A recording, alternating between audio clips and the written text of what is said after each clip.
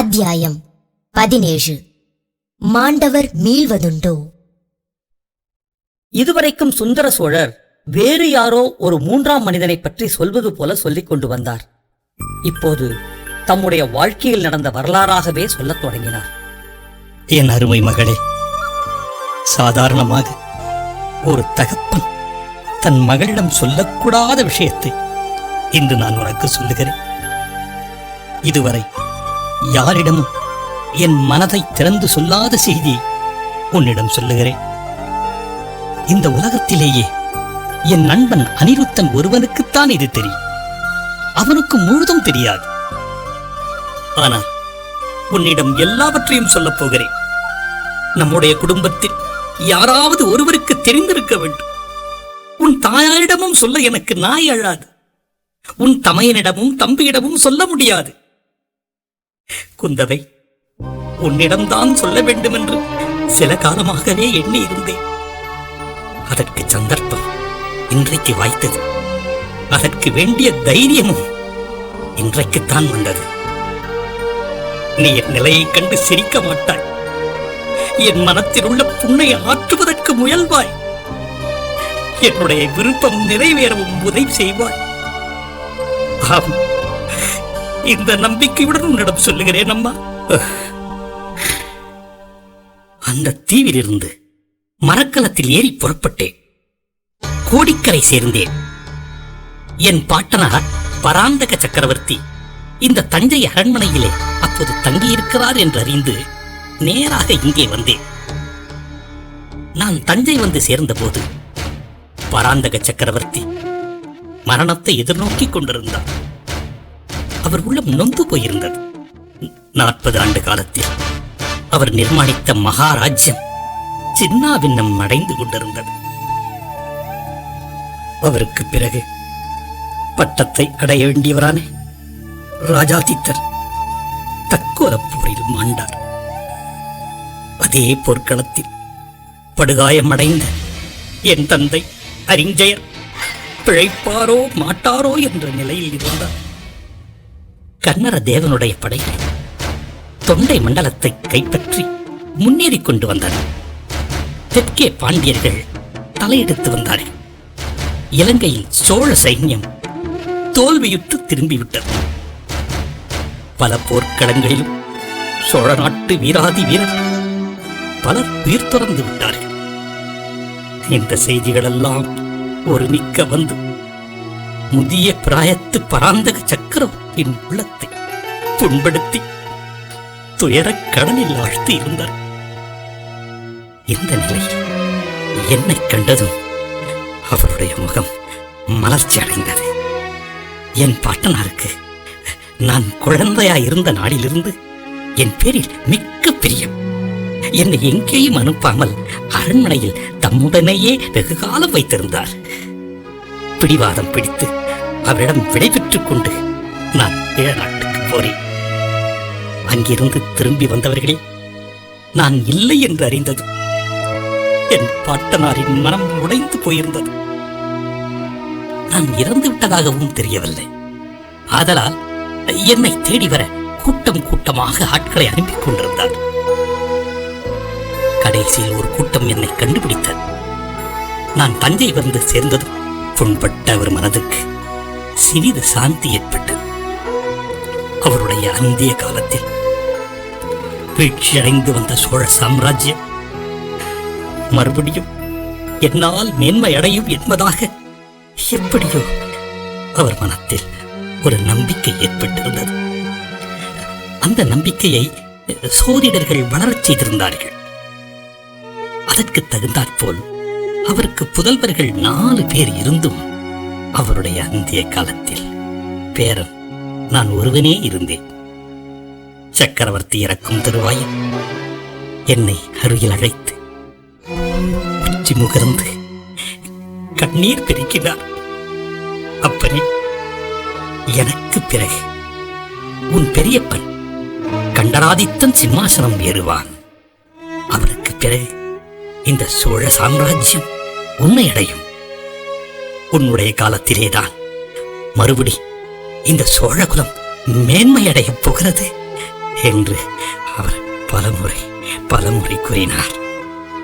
சோழ நாட்டின் மேன்மையை நிலைநாட்டுவதே என் வாழ்க்கையின் லட்சியமாக இருக்க வேண்டும் என்று சொல்லி அவ்வாறு என்னிடம் வாக்குறுதியும் பெற்றுக் கொண்டார். குந்தவை, என் பாட்டனார் என்னிடம் எவ்வளவு பிரியம் வைத்திருந்தாரோ அவ்வளவு நான் அவரிடம் பக்தி வைத்திருந்தேன். ஆதலில் அவருடைய கட்டளை சிறமேற்கொண்டு நடப்பதென்று உறுதி கொண்டேன். ஆனாலும் என் உள்ளத்தில் அமைதி இல்லை. கடல் சூழ்ந்த தீவில் கரடிக்கு இரையாகாமல் என்னை காப்பாற்றிய கரையர் குலமகளின் கதி என்ன? சோழ நாட்டு சிம்மாசனத்தில் கீழ்குலத்தில் பிறந்த ஊமை பெண் ஒருத்தி ராணியாக வீற்றிருக்க முடியுமா? அரண்மனை வாழ்வு அவளுக்கு தான் சரிப்பட்டு வருமா? நாட்டார் நகரத்தார் என்னை பார்த்து சிரிக்க மாட்டார்களா? இந்த எண்ணங்கள் அடிக்கடி தோன்றி என் மனத்தை சஞ்சலப்படுத்தின.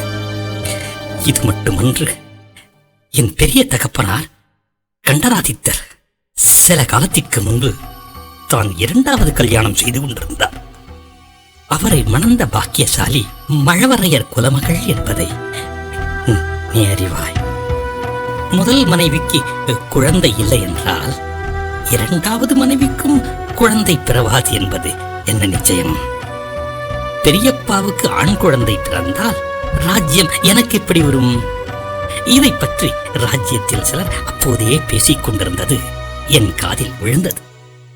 ஆனால் அத்தகைய சந்தேகம் யாருக்கும் உண்டாகக்கூடாது என்று மகாத்மாவாகிய என் பெரிய தகப்பனார் விரும்பினார் போல்.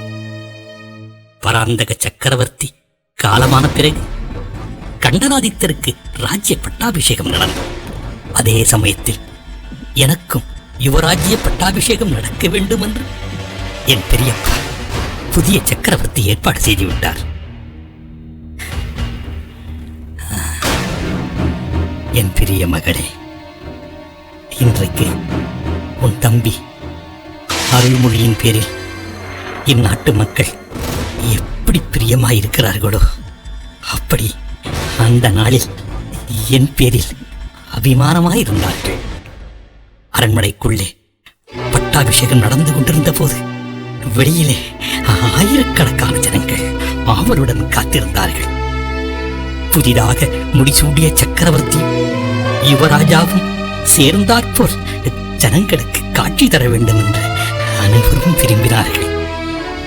அவ்விதமே பெரியப்பாவும் நானும் இந்த அரண்மனை மேன்மாடத்தின் முன்றிலுக்கு வந்து நின்றோம். கீழே ஒரே ஜன சமுத்திரமாக இருந்தது. அவ்வளவு பேருடைய முகங்களும் மலர்ந்து விளங்கின. எங்களை கண்டதும் அவ்வளவு பேரும் குதூகலம் அடைந்து ஆரவாரித்தார்கள். நாம் இளவரசு பட்டம் சுட்டிக் கொண்டது பற்றி இவ்வளவு ஆயிரம் மக்கள் குதூகலம் அடைந்திருக்கிறார்களே. அப்படி இருக்க எங்கேயோ ஒரு கண்காணா தீவில் காட்டின் மத்தியில் வாழும் ஊமை பெண்ணை பற்றி நாம் கவலைப்படுவது என்ன நியாயம்? இவ்வளவு பேருடைய மகிழ்ச்சி முக்கியமானதா? ஒரே ஒரு ஊமை பெண்ணின் வாழ்க்கை முக்கியமானதா? இவ்வாறு எண்ணிக்கொண்டே எங்களை அண்ணாந்து பார்த்தபடி நின்ற மலர்ந்த முகங்களை ஒவ்வொன்றாக கவனித்துக் கொண்டே வந்தேன். அந்த ஜனங்களிலே ஆண்களும் பெண்களும் முதியவர்களும் இளைஞர்களும் சிறுவர் சிறுமிகளும் நின்றார்கள். எல்லோரும் ஒரே களிப்புடன் காணப்பட்டார்கள். ஆனால் திடீரென்று ஒரு முகம், ஒரு பெண்ணின் முகம், சோகம் ததும்பிய முகம், கண்ணீர் நிறைந்த கண்களினால் என்னை பரிதாபமாக பார்த்து கொண்டிருந்த முகம் தெரிந்தது. அத்தனை கூட்டத்துக்கு நடுவில் எப்படி அந்த ஒரு முகம் என் கண்ணையும் கவனத்தையும் கவர்ந்தது என்பதை நான் அறியேன். பிறகு அங்கிருந்து என் கண்களும் நகரவில்லை, கவனமும் பெயரவில்லை. அந்த முகம் வர வர வர பெரிதாகி வந்தது. என் அருகே வருவது போல் இருந்தது.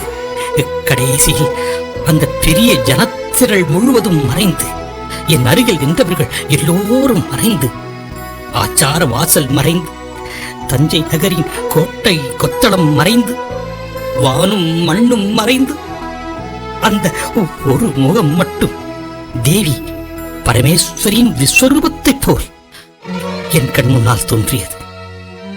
என் தலை சுழன்றது, கால்கள் பலம் இழந்தன, நினைவு தவறியது. அப்படியே நான் மயங்கி விழுந்து விட்டதாகவும், பக்கத்தில் இருந்தவர்கள் தாங்கி பிடித்துக் கொண்டதாகவும் பிற்பாடு அறிந்தேன். பட்டாபிஷேக வைபவச் சடங்குகளில் நான் அதிகம் களைத்து போய்விட்டதாக மற்றவர்கள் நினைத்தார்கள். ஜனங்களுக்கு காட்சியளித்தது போதும் என்று என்னை அரண்மனைக்குள்ளே அழைத்துச் சென்றார்கள்.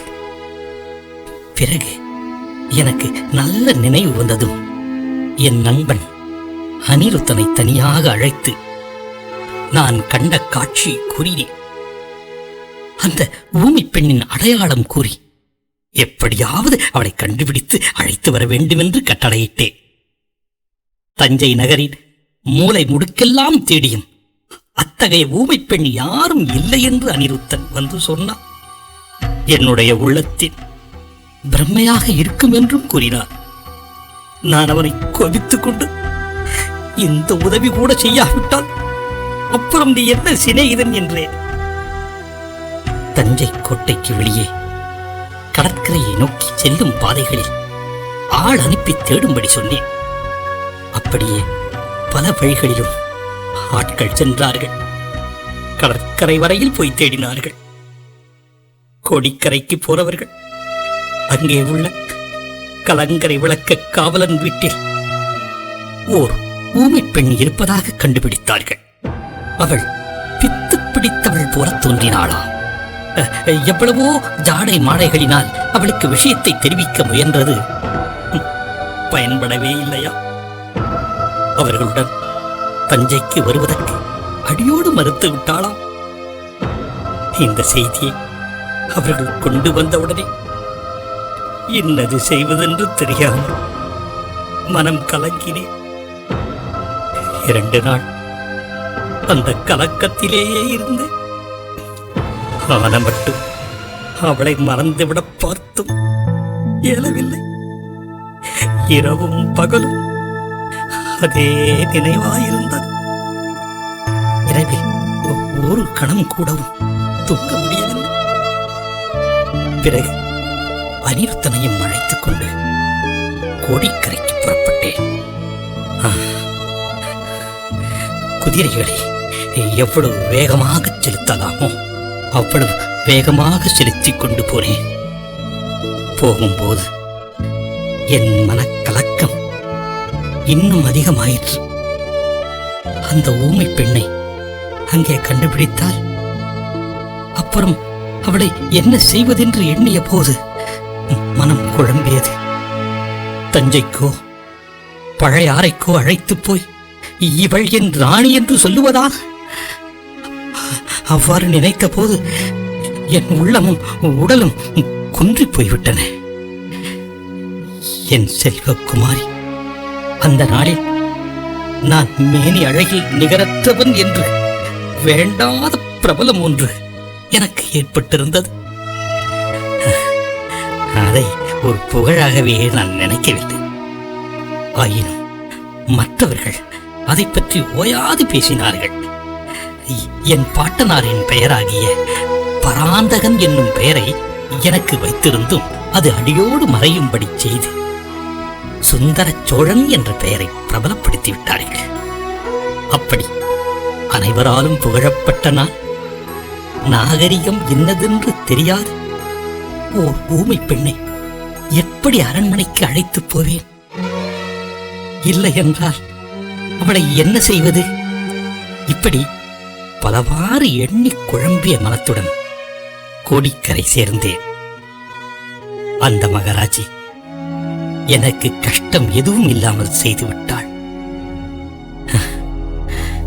அங்கே நான் அறிந்த செய்தி என்னை அப்படியே ஸ்தம்பித்து போகும்படி செய்துவிட்டது. நாங்கள் அனுப்பிய ஆட்கள் திரும்பிச் சென்ற மறுநாள் அந்த பெண் கலங்கரை விளக்கின் உச்சியில் ஏறினாளாம். அன்று அமாவாசை. காற்று பலமாக அடித்திருக்கிறது. கடல் பொங்கி கொந்தளித்து வந்து கலங்கரை விளக்கை சூழ்ந்து கொண்டது. அந்த பெண் சிறிது நேரம் கொந்தளித்த அலைகடலை பார்த்துக் கொண்டே நின்றாளாம். அப்படி அவள் அடிக்கடி நிற்பது வழக்கமாதலால் யாரும் அதை பொருட்படுத்தவில்லையா. திடீரென்று வீல் என ஒரு சத்தம் அலைகடலின் முழக்கத்தையும் மீறிக்கொண்டு கேட்டதா. பிறகு பிறகு அவளை காணோம். பெண் உருவம் ஒன்று விளக்கின் உச்சியிலிருந்து கடலில் தலைகீழாக விழுந்ததை இரண்டொருவர் பார்த்தார்களாம். படகுகளை கொண்டு வந்து ஆன மட்டும் தேடி பார்த்து பயன்படவில்லை. கொந்தளித்து பொங்கிய கடல் அந்த பெண்ணை விழுங்கிவிட்டது என்றே தீர்மானிக்க வேண்டியிருந்ததா. கொந்தவை இந்த செய்தியை கேட்டது என் நெஞ்சில் ஈட்டினால் குத்துவது போன்ற வலியும் வேதனையும் உண்டாக்கி,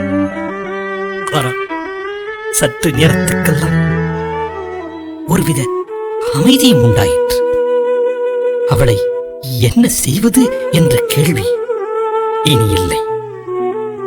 அதை பற்றி யோசித்து மனத்தை குழப்பிக் கொள்ள வேண்டியதும் இல்லை.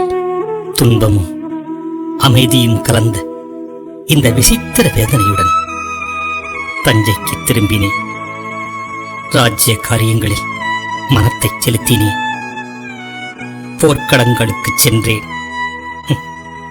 உன் தாயை மணந்து கொண்டேன். வீர புதல்வர்களை பெற்றேன். குந்தவை, உன்னை என் மகளாக அடையும் பாக்கியத்தையும் பெற்றேன்.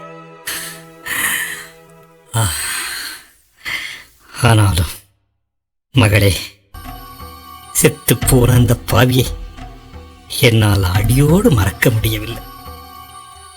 சில சமயம் என் கனவிலே அந்த பயங்கர காட்சி, நான் கண்ணால் பாராத அந்த காட்சி தோன்றி என்னை வருத்திக் கொண்டிருந்தது. கலங்கரை விளக்கின் உச்சியிலிருந்து ஒரு பெண் உருவம் தலைகீழாக பாய்ந்து அலை கடலில் விழும் காட்சி என் கனவிலும் கற்பனையிலும் தோன்றிக் கொண்டிருந்தது. கனவில் அந்த பயங்கர காட்சியை காணும் போதெல்லாம் நான் அலறி புடைத்துக் கொண்டு எழுந்திருப்பேன். பக்கத்தில் படுத்திருப்பவர்கள் என்ன என்ன என்று கேட்பார்கள். உன் தாயா எத்தனையோ தடவை கேட்டது உண்டு. ஆனால் நான் உண்மை கூறியதில்லை, ஒன்றுமில்லை என்று சில சமயம் சொல்வேன். அல்லது போர்க்கள பயங்கரங்களை கற்பனை செய்து கூறுவேன். நாளடை காலதேவனின் கருணையினால் அந்த பயங்கர காட்சி என் மனத்தை விட்டு அகன்றது. அகன்று விட்டதாகத்தான் சமீப காலம் வரையில் நினைத்துக் கொண்டிருந்தேன். ஆனால் உயிரோடு இருப்பவர்களைக் காட்டிலும் செத்துப் போனவர்கள் அதிக கொடுமைக்காரர்கள் என்று தோன்றுகிறது. மகளே, ஊமை செய்த ஆவி என்னை விட்டுவிடவில்லை. சில காலமாக அது மீண்டும் தோன்றி என்னை வதைக்க ஆரம்பித்திருக்கிறது. என் மகளே, மாண்டவர்கள் மீண்டு வருவார்கள் என்று நீ நம்புகிறாயா?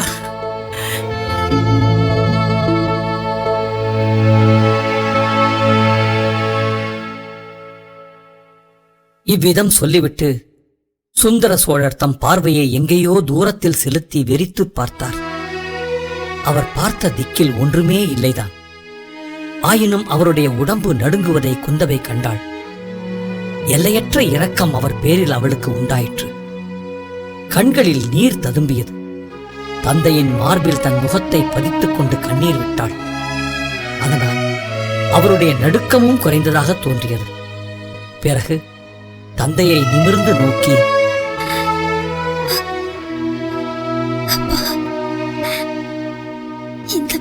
பயங்கரமான வேதனையை பல வருஷ காலம் தாங்கள் மனதிலேயே வைத்துக் கொண்டு கஷ்டப்பட்டிருக்கிறீர்கள். அதனாலே தான் தங்கள் உடம்பும் சீர்குலைத்து விட்டது. இப்போது என்னிடம் சொல்லிவிட்டீர்கள் அல்லவா? இனிமேல் தங்கள் உடம்பு சரியாக போய்விடும் அப்பா, கவலைப்படாதீர்கள்.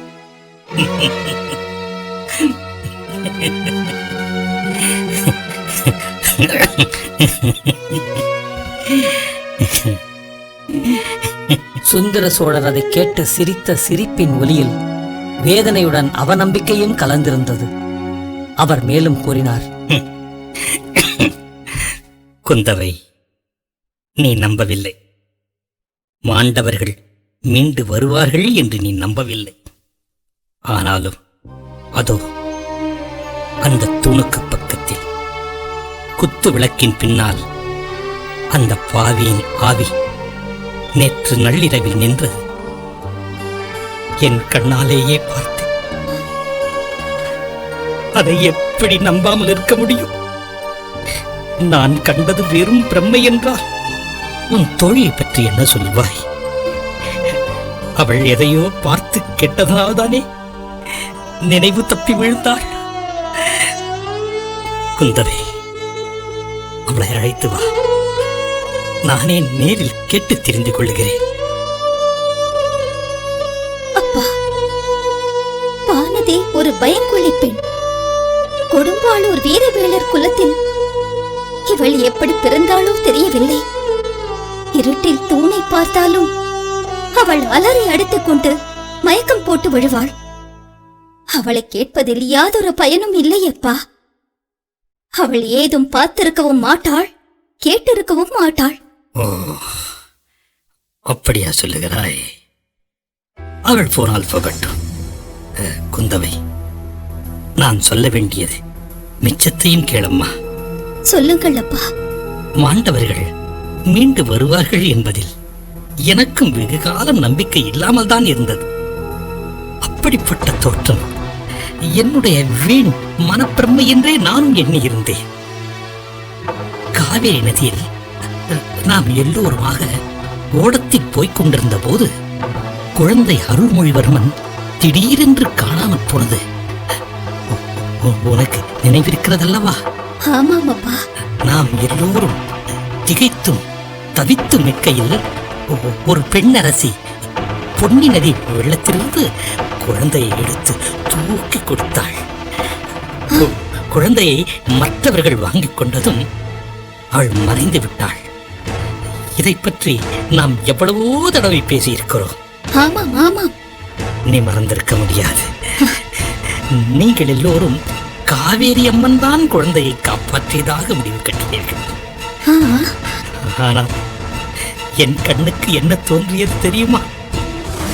அந்த மலைஞர் குலமகள் ஊமைச்சிதான் குழந்தையை எடுத்து கொடுத்ததாக தோன்றியது. அன்றைய தினமும் நான் நினைவிழந்து விட்டேன் என்பது உனக்கு ஞாபகம் இருக்கிறதா? நன்றாக ஞாபகம் இருக்கிறது. குழந்தைக்கு நேர்ந்த அபாயத்தை முன்னிட்டு நான் நினைவிழந்தேன் என்று எல்லோரும் எண்ணினார்கள். ஆனால் உண்மை அதுவன்று. இத்தனை நாள் கழித்து உனக்கு இப்பொழுது சொல்லுகிறேன் அம்மா. குழந்தையை எடுத்து கொடுத்த பெண்ணுருவம் அவளுடைய ஆவி உருவம் என்று எனக்கு தோன்றியபடியால்தான் அப்படி மூர்ச்சையடைந்தேன். அப்பா.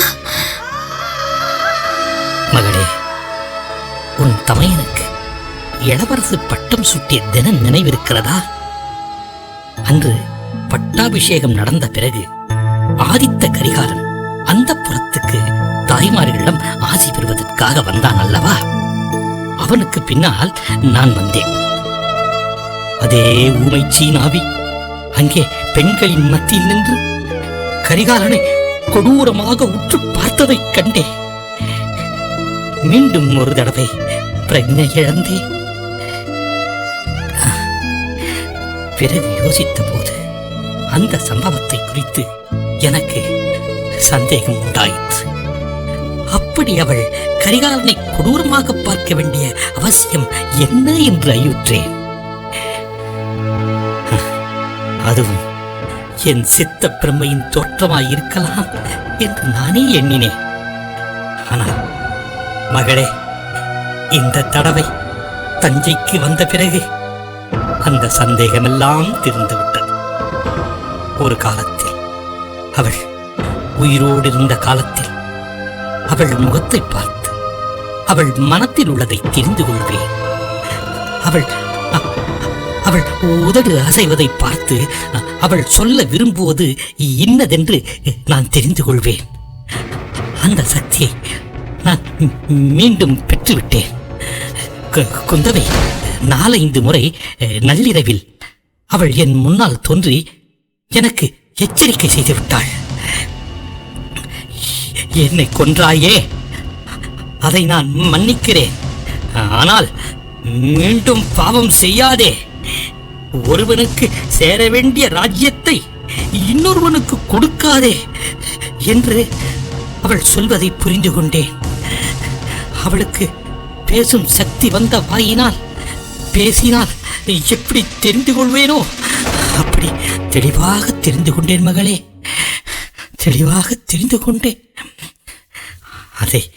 அதை நிறைவேற்றி வைக்க எனக்கு நீ உதவி செய்ய வேண்டும் அம்மா. சாபமுள்ள இந்த ராஜ்யம், இந்த சோழ சிம்மாசனம் என் புதல்வர்களுக்கு வேண்டாம் அம்மா. இதை மதுராந்தகனுக்கு கொடுத்து விடலாம். அப்பா, என்ன சொல்கிறீர்கள்? நாடு நகரம் எல்லாம் ஒப்புக்கொண்டு முடிந்து போன காரியத்தை இப்போது மாற்ற வேண்டிய அவசியம் என்ன? தாங்கள் மாற்றினாலும் உலகம் ஒப்புக்கொள்ளும் அப்பா. அம்மா, உலகம் ஒப்புக்கொண்டால் என்ன, ஒப்புக்கொள்ளாவிட்டால் என்ன? தர்மம் என்னதென்று தெரிந்து செய்ய வேண்டியது என் கடமை அம்மா. நான் இந்த சோழ ராஜ்யத்துக்கு இளவரசனாகவும் பிறகு சக்கரவர்த்தியாகவும் முடிசூட்டிக் கொண்ட போதே என் மனம் நிம்மதியாயில்லை. என் மனசாட்சி என்னை உறுத்தியது. அப்பா, மூத்தவனின் மகன் உயிரோடு இருக்கும் போது இளையவரின் மகனாகிய நான் பட்டத்துக்கு வந்ததே முறையன்று அம்மா, முறையன்று. அந்த பாவத்தின் பலனை இன்று நான் அனுபவிக்கிறேன். என் புதல்வர்களும் அத்தகைய பாவத்துக்கு ஏன் உள்ளாக வேண்டும்? ஆதித்தனுக்கும் இந்த ராஜ்யம் வேண்டாம், அருள்மொழிக்கும் வேண்டாம், இந்த ராஜ்யத்துடன் வரும் சாபமும் வேண்டாம். நான் உயிரோடு இருக்கும் போதே மதுராந்தகனுக்கு பட்டம் கட்டிவிட வேண்டும். அதன் பிறகு ஆதித்தன் காஞ்சியில் கட்டியிருக்கும் பொன்மாடியில் சென்று நான் மன நிம்மதியோடு வசிப்பேன்.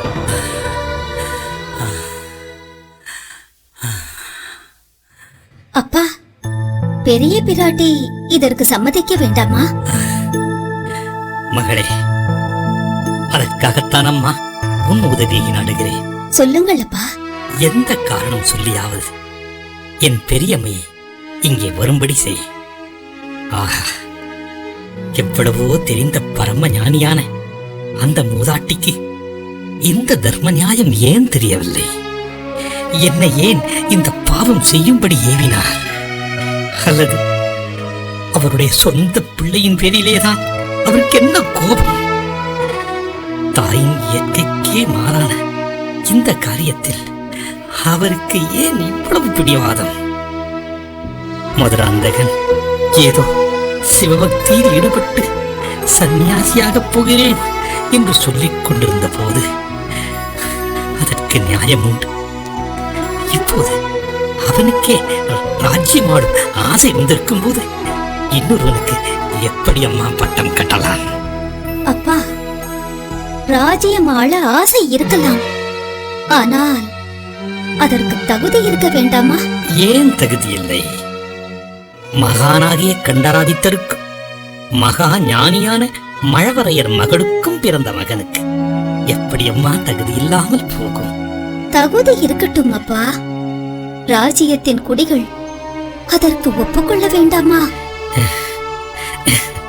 குடிகளுடைய அபிப்பிராயத்தை கேட்பதாயிருந்தால் அவர்கள் உன் தம்பிக்கு உடனே பட்டம் கட்டிவிட வேண்டும் என்பார்கள். அது நியாயமா? அருள்மொழிதான் அதை ஒப்புக்கொள்வானா? இதெல்லாம் வீண் யோசனை மகளே, எப்படியாவது உன் பெரிய பாட்டி இங்கே சீக்கிரம் வரும்படி செய். நான் யமனோடு போராடி கொண்டிருக்கிறேன் என்று எழுதி அனுப்பு. என்னை உயிரோடு பார்க்க வேண்டுமானால் உடனே புறப்பட்டு வர வேண்டும் என்று சொல்லி அனுப்பம்மா. அது ஒன்றும் அவசியம் இல்லையப்பா. தஞ்சை தளிக்குளத்தார் கோயிலுக்கு திருப்பணி செய்ய வேண்டும் என்ற விருப்பம் பெரிய பிராட்டிக்கு இருக்கிறது. அதை குறிப்பிட்டு இச்சமயம் வரும்படி எழுதி அனுப்புகிறேன். அதுவரை தாங்கள் அலட்டிக்கொள்ளாமல் பொறுமையாக இருங்களப்பா. இவ்விதம் கூறி தந்தையிடம் விடை பெற்றுக் கொண்டு குந்தவை தன் இருப்பிடத்துக்கு சென்றாள். வழியில் அன்னை வானமாதேவியை சந்தித்தாள். அம்மா, இனிமேல் என் தந்தையை ஒரு கண நேரம் கூட விட்டு பிரியாதீர்கள். மற்றவர்கள் போய் செய்ய வேண்டிய பூஜைகளை செய்யட்டும். குந்தவையின் உள்ளத்தில் சில காலமாக ஏற்பட்டிருந்த ஐயங்கள் இப்போது கொஞ்சம் தெளிவு பெறத் தொடங்கியிருந்தன. கண் இருட்டாக இருந்த இடங்களில் கொஞ்சம் வெளிச்சம் தெரிய ஆரம்பித்தது. தன் தந்தைக்கும் சகோதரர்களுக்கும் விரோதமாக ஏதோ ஒரு பயங்கரமான மந்திர தந்திர சூழ்ச்சி நடைபெற்று வருகிறது என்பதை அவள் அறிவு நன்கு உணர்த்தியது. ஆனால் அது எத்தகைய சூழ்ச்சி, எப்படியெல்லாம் இயங்குகிறது என்பதை முழுவதும் அவளால் அறிந்து கொள்ள முடியவில்லை. சோழ மகாராஜ்யத்துக்கும் அந்த ராஜ்யத்துக்கு தன் சகோதரர்கள் பெற்றுள்ள உரிமைக்கும் பேரபாயம் ஏற்பட்டிருக்கிறது என்பதை அவள் உணர்ந்தாள். அந்த அபாயத்திலிருந்து அவர்களை பாதுகாக்கும் பொறுப்பு பெண்பாலாகிய தன் மீது சுமந்திருக்கிறதாகவும் நம்பினாள்.